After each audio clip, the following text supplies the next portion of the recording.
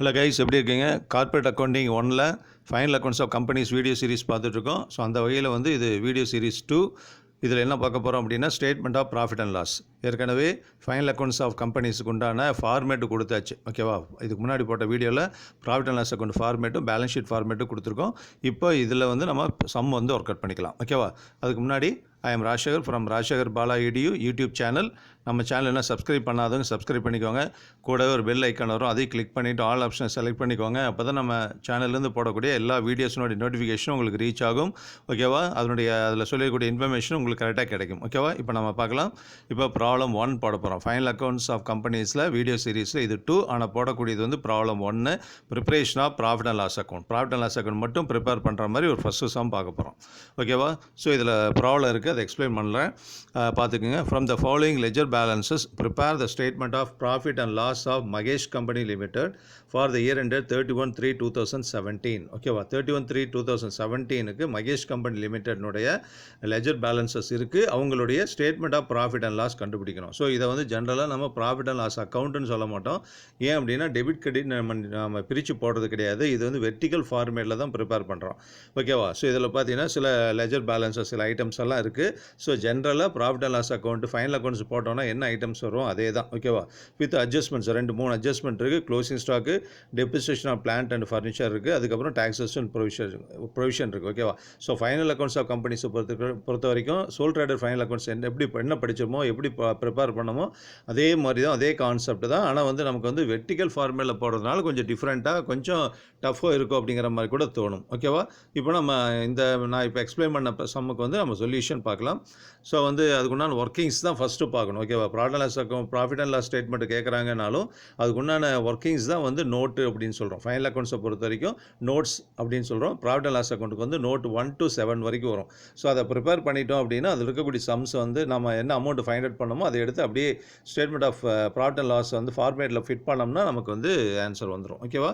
So ஒவ்வொரு நோட்டாக பார்த்துக்கலாம். அதுக்கு 4 காலம்ஸ் கொடுத்துக்குங்க. So note number, particulars, amount column, 2 amount காலம், 1 இன்னர் காலம், 1 அவுட்டர் காலம். ஓகேவா?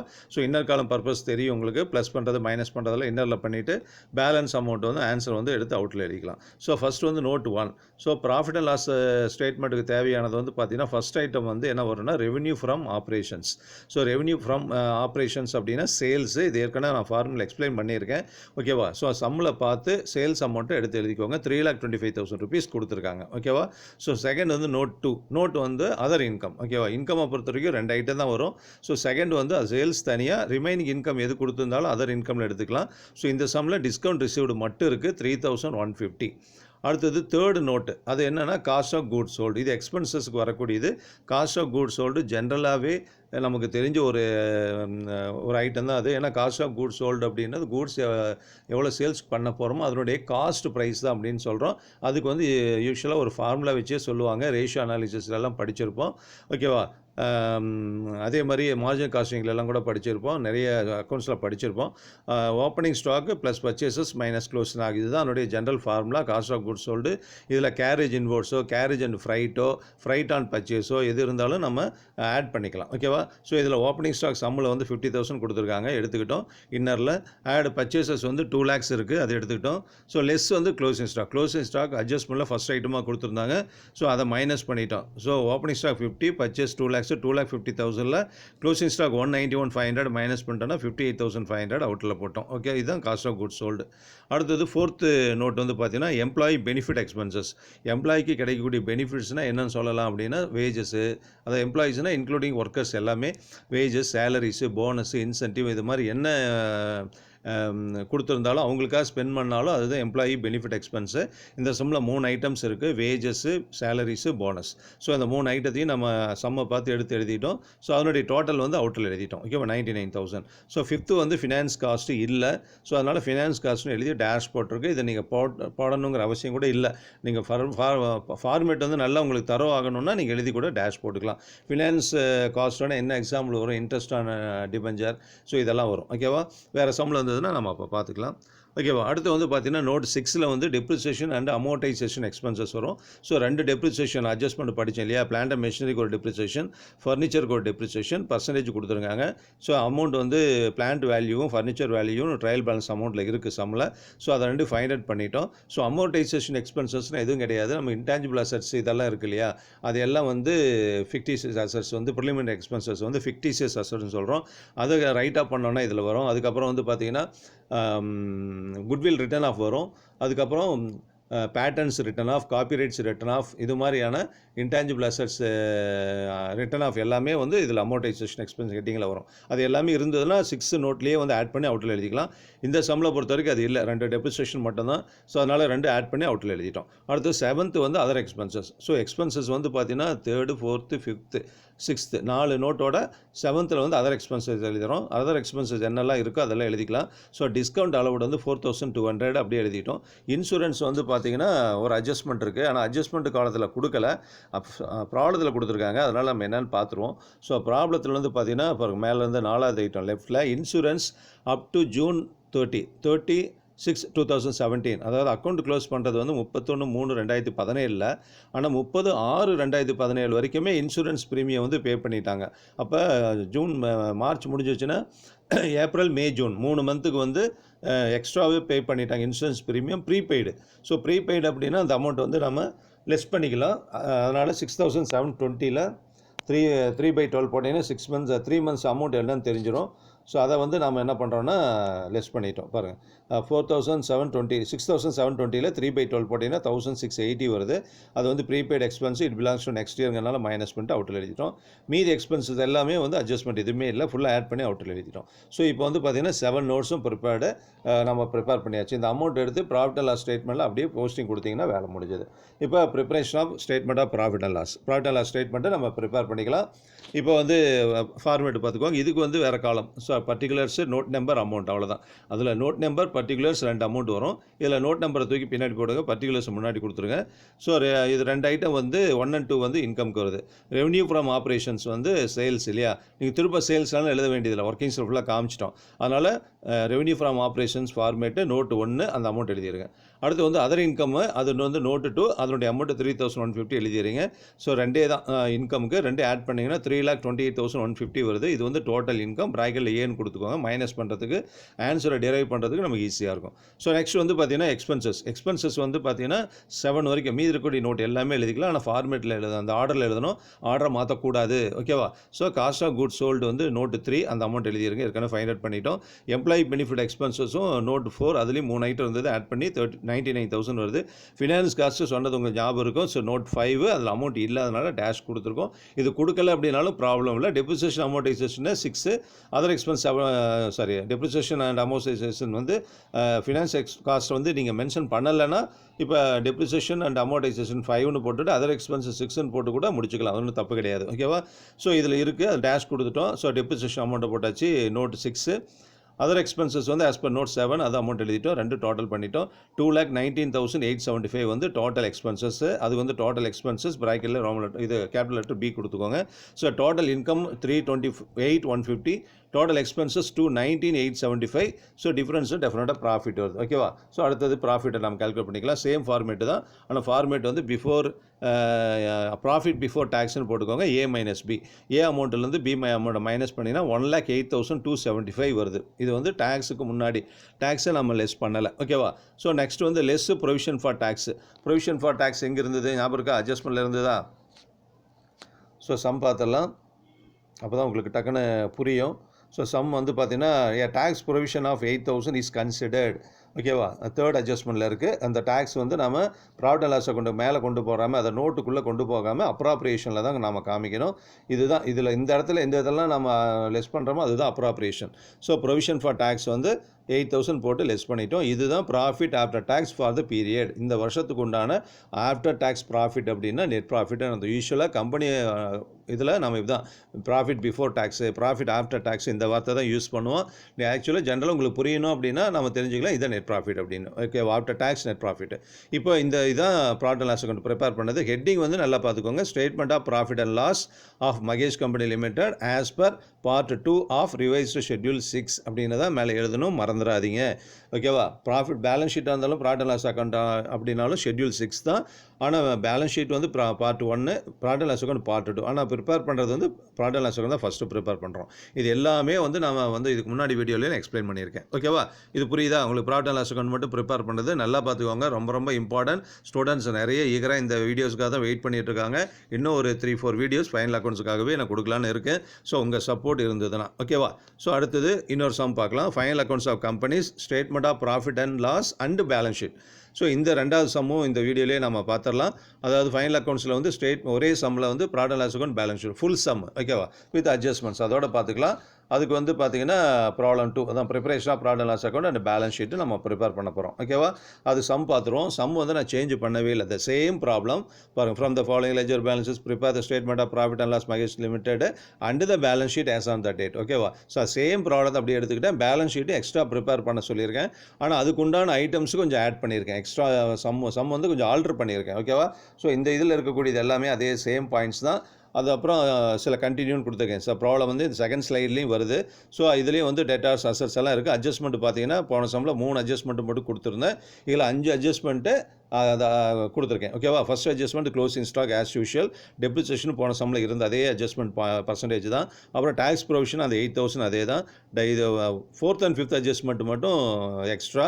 The directors declared and interim dividend on 30/10/2016 for 6 months ending 30/9/2016. இப்போ நம்ம சம் போடக்கூடியது வந்து பார்த்தீங்கன்னா 16/17க்கு, அதாவது 31/3/2017 முடியக்கூடிய ஆண்டுக்கான ஃபைனல் அக்கௌண்ட்ஸ். இது வந்து அதுக்கு முன்னாடி அக்டோபர் 16 வந்து இன்ட்ரீம் டிவிடெண்ட் கொடுக்குறேன்னு டிக்ளேர் பண்ணிட்டாங்க. அப்புறம் செப்டம்பரில் டிக்ளேர் பண்ணது வந்து டிக்ளேர் பண்ணிட்டாங்க ஃபார் த 6 months எண்டிங். அதாவது 6 மாதம் முடியுது இல்லையா, 6 மாதத்துக்கு ஒரு தரம் கொடுக்கக்கூடியது தான் வந்து இன்ட்ரீம் டிவிடெண்டு. ஸோ செப்டம்பரில் முடியுது 6 மாதம். ஏன்னா அடுத்தது அக்டோபர், நவம்பர், டிசம்பர், ஜனவரி, பிப்ரவரி, மார்ச், அடுத்த 6 மாதங்கிறது வந்து டோட்டலாக கணக்கே முடியாதனால செப்டம்பரோட முடியக்கூடிய 6 மாதத்துக்கு உண்டான இன்ட்ரீம் டிவிடெண்ட் எப்போ தரேன்னு கொடுக்கலான்னு டிக்ளேர் பண்ணியிருக்காங்கன்னா 30/10/2016 நம்ம சம்பளம் பார்த்துக்கலாம். So okay. அடுத்து வந்து provide for corporate dividend tax 17%. இது நல்லா ஞாபகம் வச்சுக்கோங்க. ஓகேவா? இது வந்து சம்பளம் கொடுக்காமல் இருந்தாலும் மேண்டேட்ரி. இது 17%. எவ்வளோ டிவிடெண்ட் நம்ம வந்து ஷேர் ஹோல்டர்ஸுக்கு கொடுக்குறோமோ அதில் ஒரு 17% டேக்ஸை வந்து நம்ம ப்ராஃபிட்லேருந்து மைனஸ் பண்ணிவிட்டு கவர்மெண்ட்டு கட்டிடுவாங்க. அதனால் இது அந்த அட்ஜஸ்ட்மெண்ட் கண்டிப்பாக சம்பளம் செய்யணும். மேக்ஸிமம் சம்பளம் இருக்கும், இல்லைனாலும் இந்த அட்ஜஸ்ட்மெண்ட் வந்து மேண்டேட்ரி கண்டிப்பாக நம்ம பண்ணணும். ஓகேவா? ஸோ இதை சேம் ப்ராப்ளம் எந்த அட்ஜஸ்ட்மெண்ட்டும் நம்ம பண்ணலை. இப்போ சொல்யூஷன் நம்ம போகிறோம். ஓகேவா? அதாவது பேலன்ஸ் ஷீட்டுக்கு உண்டான 2 அட்ஜஸ்ட்மெண்ட் எக்ஸ்ட்ரா ஆட் பண்ணி ட்ரையல் பேலன்ஸில் ஐட்டம்ஸு கொஞ்சம் எக்ஸ்ட்ரா கொடுத்துருக்கேன். ஓகேவா? இப்போ ப்ராஃபிட் அண்ட் லாஸ் அக்கௌண்ட் வந்து 1 to 7 நோட்ஸ் பார்த்துக்கலாம். ப்ராஃபிட் அண்ட் லாஸ் அக்கௌண்ட்டில் எந்த சேஞ்சஸுமே இல்லை. ஓகேவா? அதில் நான் எதுவுமே சேஞ்சு பண்ணல. ஸோ சேம் அதே ப்ராப்ளம் தான். அதனால் திரும்ப அந்த நோட்டை வந்து நான் அப்படியே போகிறேன்.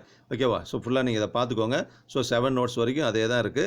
இப்போ profit and loss account prepare பண்ணுறப்போ சேம் தான். ஏன்னா எந்த ஐட்டமும் நான் சேஞ்ச் பண்ணல. அட்ஜஸ்ட்மெண்ட் 2 அட்ஜஸ்ட்மெண்ட் எக்ஸ்ட்ரா ஆட் பண்ணேன். ஒன்று வந்து இன்ட்ரீம் டிவிடெண்டுக்கும், இன்னும் வந்து கார்பரேட் டிவிடெண்ட் டேக்ஸுக்கும். அந்த ரெண்டுமே these 2 adjustments will not affect the profit and loss account. அதை அஃபெக்ட் பண்ணாது எப்போவுமே. ஸோ இந்த 2 சம் வைக்கிறப்போ இந்த 2 பாயிண்ட் உங்களுக்கு மறக்கவே மறக்காது. ஓகேவா? அதுக்காக தான் கொஞ்சம் சூஸியாக இந்த 2 ப்ராப்ளம் ஒரே வீடியோவில் கொடுத்துருக்கேன். ஸோ வந்து பார்த்தீங்கன்னா 1,02,75 வந்து ப்ராஃபிட் வந்துடுது.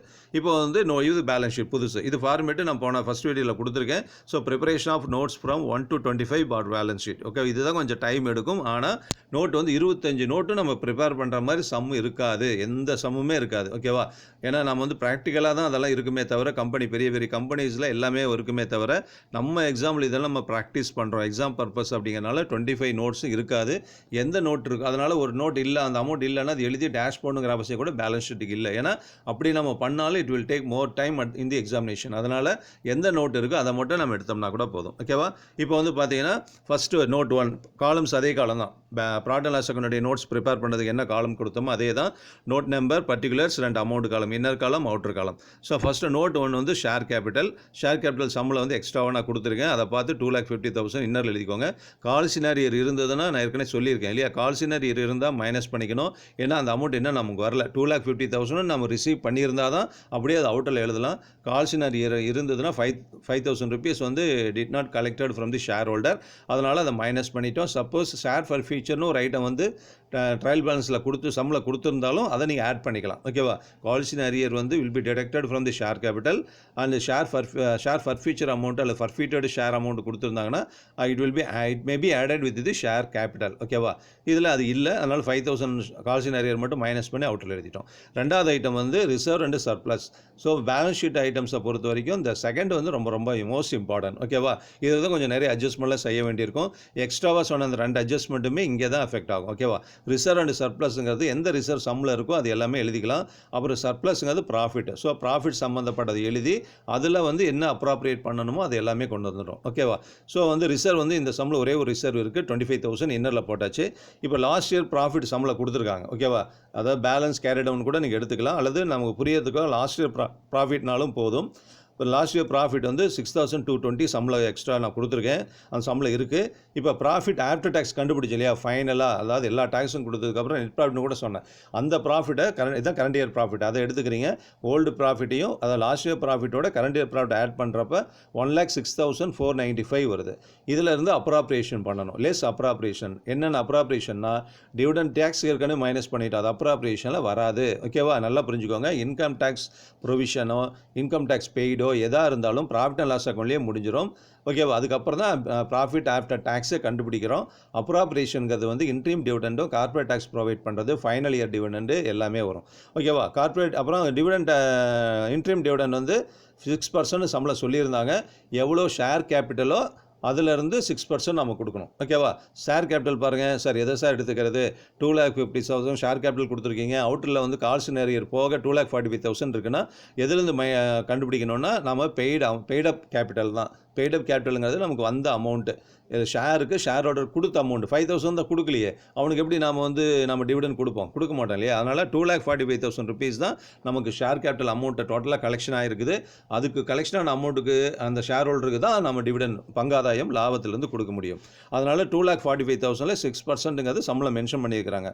அப்போ 14,700 வந்து டிவிடெண்ட் அப்ராப்ரியேஷனில் மேலே 1,06,495 மைனஸ் பண்ணாதுக்காக இங்கே எழுதிக்கோங்க. அடுத்தது இப்போ கார்பரேட் டிவிடெண்ட் டேக்ஸ் 5th அட்ஜஸ்ட்மெண்ட்டாக கொடுத்துருந்தேன். அதில் வந்து பார்த்தீங்கன்னா எவ்வளோ டேக்ஸ் கொடுக்குறோமோ, அதாவது எவ்வளோ டிவிடெண்ட் கொடுக்குறோமோ அதில் தான் 17% வந்து டேக்ஸ் வந்து இதில் மைனஸ் பண்ணி அந்த அமௌண்ட் எடுத்து கவர்மெண்ட்டு கட்டுவாங்க. கவர்மெண்ட்டுக்கு கொடுக்குற வரைக்கும் நம்ம அந்த லைபிலிட்டி சைடில் பேலன்ஸ் ஷீட்டில் காமிக்கணும். ஸோ கார்பரேட் டிவிடெண்ட் டேக்ஸ் வந்து 14,700ல் 17% போட்டிங்கன்னா 2,499. ஓகேவா, ஸோ 1,06,495 இருந்து இந்த 2 ஐட்டமும் நம்ம லிஸ்ட் பண்ணிங்கன்னா, அதாவது இன்ட்ரீம் டிவிடெண்ட் கார்பரேட் டிவிடெண்ட் டேக்ஸும் மைனஸ் பண்ணிங்கன்னா உங்களுக்கு வந்து 89,296 வருது. இது ப்ராஃபிட்னுடைய அமௌண்ட்டு, சர்ப்ளஸ்னுடைய அமௌண்ட்டு. ரிசர்வ் 25 மேலே தனியாக கொடுத்துருக்கேன், ரிசர்வ் தனியாக காமிச்சிட்டு ப்ராஃபிட் எல்லாம் தான் இதில் அட்ஜஸ்ட் பண்ணணும். ஓகேவா, இந்த 2 ஆட் பண்ணி அவுட்டில் காமிச்சிட்டிங்க. ஓகேவா, செகண்ட் நோட் வந்து ரொம்ப இம்பார்ட்டன்ட், இதில் தான் மேக்ஸிமம் தப்பு பண்ணுவாங்க ஸ்டூடெண்ட்ஸ். ஓகேவா, அடுத்து வந்து long term borrowings third note, unsecured லோன்ஸ்னு கொடுத்துருக்காங்க. வேறு எந்த லோனு கொடுத்துருந்தாலும் சரி, லாங் டேர்ம் பாரோயிங்ஸில் வந்து டிபெஞ்சர்ஸ் கொடுத்துருந்தாலும் சரி, அல்லது செக்யூர்டு லோன் கொடுத்தாலும் சரி, அன்செக்யூர்டு லோன் கொடுத்தாலும் சரி, பேங்க் லோன் கொடுத்தாலும் சரி, அது எல்லாமே இந்த ஹெட்டிங்கில் எழுதிக்கலாம். ஒரே ஒரு ஐட்டம் தான் இந்த சம்மில் இருக்கிறனால 15,700 அவுட்டர் காலத்தில் எழுதிட்டோம். ஃபோர்த் வந்து பார்த்தீங்கன்னா ட்ரேடு பேயபிள்ஸ். ட்ரேடு பேயபிள்ஸ்னால் சன்ட்ரி கிரெடிட்டார்ஸும் பில்ஸ் பேயபிளும். இந்த சம்மில் கிரெடிட்டார்ஸ் மட்டும் இருக்குது, அதனால் அவுட்டரில் எழுதிட்டோம் 35,200. 2 ஐட்டம் இருந்தால் இன்னரில் ஆட் பண்ணி அவுட்டரில் எழுதணும். அடுத்து நோட் நம்பர் வந்து 5, அது வந்து ஷார்ட் டேர்ம் ப்ரொவிஷன்ஸ் ஹெட்டிங். ஓகேவா, நான் என்ன ஐட்டம்ஸ் இருக்கோ அதுக்குன்னா நோட்டை மட்டும் எழுதியிருக்கேன், நீங்கள் ஃபார்மெட்டோட கம்பேர் பண்ணி பார்த்துக்கோங்க. ஷார்ட் டேர்ம் ப்ரொவிஷன்ஸில் வந்து ப்ரொவிஷன் ஃபார் டேக்ஸ், ஏன்னா அது அட்ஜஸ்ட்மெண்ட் இருந்து 2 இடத்துல வரும், நான் சொன்னேன் இல்லையா. அப்போ ப்ரொவிஷன் ஃபார் டேக்ஸ் இங்கே எழுதிக்கோங்க, 8,000 ருபீஸ் அவுட்டில் எழுதிக்கோங்க. அடுத்து வந்து 6th நோட் வந்து அதர் கரண்ட் லைபிலிட்டிஸில் வந்து last item other current liabilities. ஆக்சுவலாக பேலன்ஸ் ஷீட்டில் லைபிலிட்டி சைடில் வந்து 11 நோட்ஸ் வரணும் அவுட் ஆஃப் 25 நோட்ஸில் லைபிலிட்டிஸ்க்கு மட்டும் 11 நோட்ஸு, இதில் வந்து 6 தான் இருக்குது. ஸோ அதர் கரண்ட் லைபிலிட்டிஸில் வந்து வேறு கரண்ட் லைபிலிட்டிஸ் எதுவுமே இல்லை, சரியா. பேங்க் ஓவர் டிராஃப்ட் அது மாதிரி எல்லாம் இருந்ததுன்னா எடுத்துக்கலாம். ஆனால் 2 ஐட்டம் வேறு என்ன எடுத்துக்கணும் அப்படின்னா, அட்ஜஸ்ட்மெண்ட்டில் வந்த இன்ட்ரீம் டிவிடெண்ட் பேயபிளும் என்னது கார்பரேட் டிவிடெண்ட் டேக்ஸ் பேயபிளும், ஏன்னா இந்த 2மே அட்ஜஸ்ட்மெண்ட்டில் கொடுத்ததுனால அதுக்கு ஒரு இடத்துல வந்து ரிசர்வ் அண்ட் சர்ப்ளஸில் வந்து லெஸ் பண்ணிட்டோம். இந்த இடத்துல லைபிலிட்டிஸும் இன்னொரு இடத்துல வரும். டெஃபினட்டாக all adjustments will appear in 2 places, either in balance sheet or profit and loss account or both in balance sheet. Balance sheet 2லையுமே வரலாம், or both in profit and loss account. சில ஐட்டம்ஸ் பேலன்ஸ் ஷீட்லேயே profit and loss அக்கௌண்ட்லேயே 2 இடத்துல கூட வந்துடும். ஓகேவா, அது பின்னாடி சம்ஸ் பார்க்குறப்போ உங்களுக்கு நல்லா புரியும். ஸோ இந்த 2 ஐட்டம் வந்து செகண்ட் பிளேஸில் அப்பியர் ஆகுது, 2ஐயும் டோட்டல் பண்ணி அவுட்டரில் எழுதிங்க. Liabilities over. ஓகேவா? இப்போ அசட்ஸுக்கு போய்க்கலாம். அசட்ஸ் வந்து பார்த்தீங்கன்னா, இந்த சம்மை பொறுத்தவரைக்கும் 3 நோடு தான் வருது. ஸோ இதில் வந்து பார்த்தீங்கன்னா 12 இருந்து 25 வரைக்கும் வரணும். இதில் அவ்வளோ வரல, 3 நோட்ஸ் தான் வருது. ஸோ ஃபஸ்ட்டு வந்து டேஞ்சிபிள் அசட்ஸ், அதாவது கண்ணுக்கு புலப்படும் சொத்துக்கள்லாம் ஃபிக்ஸட் அசெட். அதை ஃபுல்லாக எடுத்துக்கோங்க. பிளான்ட்டு லெஸ் டெப்ரிசியேஷன், இங்கேயே நான் ப்ராக்கெட்லேயே லெஸ் பண்ணிவிட்டு அவுட்டில் இன்னரில் எழுதிட்டேன். அப்புறம் ஃபர்னிச்சர் லெஸ் டெப்ரிசியேஷன் அதையும் எழுதிட்டு ரெண்டையும் டோட்டல் பண்ணி அவுட்டில் 1,68,815 எழுதியாச்சு. ஓகேவா? அடுத்து வந்து பார்த்தீங்கன்னா நோட் 8, அதில் வந்து ட்ரேட் ரிசீவபிள்ஸ். ஓகே, ட்ரேட் ரிசீவபிள்ஸ்னால் 2 item, sundry debtors and bills receivable. இதில் டெட்டார்ஸ் மட்டும் இருக்குது, அந்த அமௌண்ட்டை மட்டும் 38,700 எழுதிடுங்க. அடுத்து 9th வந்து பார்த்தீங்கன்னா other current assets. Other current அசட்ஸில் ப்ரீபெய்டு இன்சூரன்ஸ் நம்ம எடுத்துக்கிட்டோம். இன்சூரன்ஸ் கண்டுபிடிச்ச ஞாபகம் இருக்கா? ப்ராஃபிட் அண்ட் லாஸ் அக்கௌண்ட்டில் 3 months இன்சூரன்ஸ் ப்ரீபெய்டுன்னு சொன்னேன். அது ப்ராஃபிட் அண்ட் லாஸ் அக்கௌண்ட்டில் வந்து இந்த இன்சூரன்ஸ்லேருந்து லிஸ்ட் பண்ணிட்டோம். இங்கே அசட் சைடில் காமிக்கிறோம். முன்னாடியே கொடுத்ததுனால it belongs to next year, அது நமக்கு அசட் தான். ப்ரீபெய்டு இன்சூரன்ஸ் நமக்கு யூஸ்வலாக நல்லாவே தெரியும். So it is one of the என்னன்னு சொல்கிறது அதர் கரண்ட் அசட்ஸ். ஓகேவா? Of the company. Prepaid expense 1,680 போட்டாச்சு. ஸோ இந்த சம்மை பொறுத்த வரைக்கும் 9 நோட்ஸ் தான் வந்திருக்கு. ஓகேவா? சிம்பிளாக முடிஞ்சு போச்சு. இப்போ ப்ரிப்பரேஷன் ஆஃப் ஸ்டேட்மெண்ட் வார்த்தை வராது. ப்ரிப்பரேஷன் ஆஃப் பேலன்ஸ் ஷீட் தான். ப்ராஃபிட் அண்ட் லாஸுக்கு மட்டும் தான் ஸ்டேட்மெண்ட் ஆஃப் ப்ராஃபிட் அண்ட் லாஸ்னு வரும். இது வந்து ப்ரிப்பரேஷன் ஆஃப் பேலன்ஸ் ஷீட்டை தான். பேலன்ஸ் ஷீட்டே வந்து ஸ்டேட்மெண்ட் தான். இதுவும் அதே மாதிரி தான். அசஸ் லைபிலிட்டிஸ்னால பிரிக்கக்கூடாது. ஸோ இப்போ ஃபார்மேட் அப்படியே போங்க. ஸோ ஃபார்மேட் நல்லா ஞாபகம் வச்சுக்கோங்க. லயபிலிட்டி சைடில் வந்து ஃபஸ்ட்டு இது வந்து ரோமன் லெட்டர் வந்து ஈக்விட்டி அண்ட் லயபிலிட்டிஸ். அதாவது லயபிலிட்டி சைடில் ஈக்விட்டி அண்ட் லயபிலிட்டிஸ் தான் ஃபஸ்ட் ரோமன் லெட்டர்னு எழுதிக்கணும். ரெண்டாவது ரோமன் லெட்டர் அசெட். மொத்தமே 2 தான். லயபிலிட்டிக்கு ஒரு Roman letter, equity and liabilities heading, total heading. அதே மாதிரி அசட் சைடில் செகண்ட் ரோமன் லெட்டர் வந்து அசட்ஸுங்கிறது டோட்டல் ஹெட்டிங். இந்த ஈக்விட்டிஸ் அண்ட் லயபிலிட்டிஸ் வந்து 3 சப்ஹெட்டிங் வரும். ஓகேவா? 1 ஷேர் ஹோல்டர்ஸ் ஃபண்டு, 2 நான் கரண்ட் லயபிலிட்டிஸ், 3 கரண்ட் லயபிலிட்டிஸ். நல்லா ஞாபகம் வச்சுக்கலாம். ஷேர் ஹோல்டர்ஸ் ஃபண்டு, நான் கரண்ட் லைபிலிட்டிஸ் இந்த 3 தலைப்பில் தான் வரும். இப்போ நம்ம உள்ளே கொடுத்த நோட்ஸை வந்து அப்படியே எடுத்துக்கலாம். ஷேர்டர்ஸ் ஃபண்டில் 2 ஐட்டம் வரும். அது ஃபார்மேட், இது மாற்றவே கூடாது. நோட்ஸில் வேணால் என்ன சொன்னேன், 25 நோட்ஸுக்கு வந்து பார்த்தீங்கன்னா டோட்டலாகவே நமக்கு 9 நோட்ஸ் தான் வந்தது. பிரச்சனை இல்லை. ஆனால் இது வந்து இல்லைனாலும் நம்ம டேஷ் பண்ணி தான் எழுதணும். ஷேர்டர்ஸ் ஃபண்ட் வந்து ஷேர் கேபிட்டல் நோட் 1, அந்த அமௌண்ட் எடுத்து 2,45,000 எழுதிருங்க. ரிசர்வ்ஸ் அண்ட் சர்ப்ளஸ் நோட் 2, அந்த அமௌண்ட் எழுதிக்கோங்க. தேர்ட் வந்து நான் கரண்ட் லைபிலிட்டி, அதில் வந்து பார்த்தீங்கன்னா லாங் டேர்ம் பாரோயிங்ஸ் இல்லையா, அன்செக்யூர்ட் லோன் ஏதோ வந்தது, அந்த அமௌண்ட் எழுதிக்கோங்க 15,700. அடுத்து வந்து பார்த்தீங்கன்னா தேர்டு வந்து கரண்ட் லைபிலிட்டிஸில் 3 நோட்ஸ் இருந்தது. Trade payables, short term provisions, other current liabilities. ஓகேவா? திருப்பும் உள்ள சப்மிட்டிங் எல்லாம் நீங்கள் உள்ள ட்ரேட் லைபிலிட்டிஸ்னால் கிரெடிட்டார்ஸ் இந்த அமௌண்ட் அப்படி எழுத வேண்டியதில்லை. அதுக்கு தான் ஒர்க்கிங் ஏற்கனவே போட்டாச்சு. ஓகேவா? இந்த 3 ஐட்டம் எழுதுறப்ப டோட்டலாக 6 ஐட்டம்ஸ் நான் சொன்னேன். 6 நோட்ஸ் வரும். 6ஐயும் டோட்டல் பண்ணுறப்போ 4,35,395 லயபிலிட்டி சைட் டோட்டல். இதே டோட்டல் அசட் சைடுக்கு வரணும் பார்க்கலாம். அதில் வந்து பார்த்தீங்கன்னா நமக்கு 3 நோட்ஸ் தான் வந்தது. இங்கே நான் சொன்னேன் இல்லையா, செகண்ட் ரோமன் லெட்டர் வந்து அசட்ஸ். இதான் மெயின் ஹெட்டிங். அதில் 2 சப் ஹெட்டிங் தான். பேலன்ஸ் ஷீட்டை பொறுத்த வரைக்கும் அசட் சைடில் 2 சப் ஹெட்டிங் தான். நான் கரண்ட் அசட்ஸு, இன்னொன்று கரண்ட் அசட்ஸ். அவ்வளோதான். நல்லா ஞாபகம் வச்சுக்கோங்க.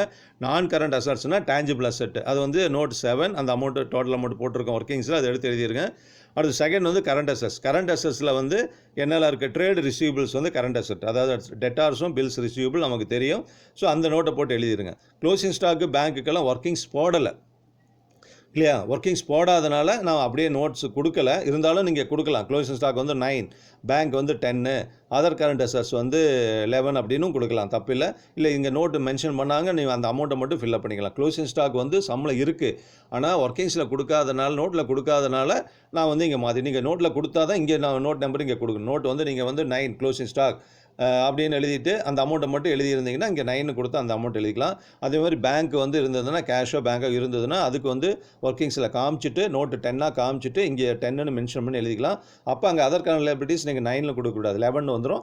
அப்போ வந்து அதர் கரண்ட் அசட்ஸ் வந்து 9 11 கொடுத்துட்டு அந்த அமௌண்ட் எழுதிக்கலாம். இந்த இடத்துல அந்த 2 நோட்டு நான் கொடுக்காதனால, ஒர்க்கிங்ஸ் ப்ரிப்பேர்டு பண்ணாதனால அப்போ 9 கொடுத்துட்டேன். இப்போ அது டோட்டல் பாருங்கள், 4,35,395. ஓகேவா? Asset total, liabilities total 4,35,395, 4,35,395 tally ஆயிடுச்சு. ஓகேவா? புரியுதா? ஸோ இந்த இது பேலன்ஸ் ஷீட்டு, ஃபைனல் அக்கௌண்ட்ஸ் எல்லா ஸ்டூடெண்ட்ஸ் எக்ஸ்பெக்ட் பண்ணிட்டு இருந்த ஒரு வீடியோ.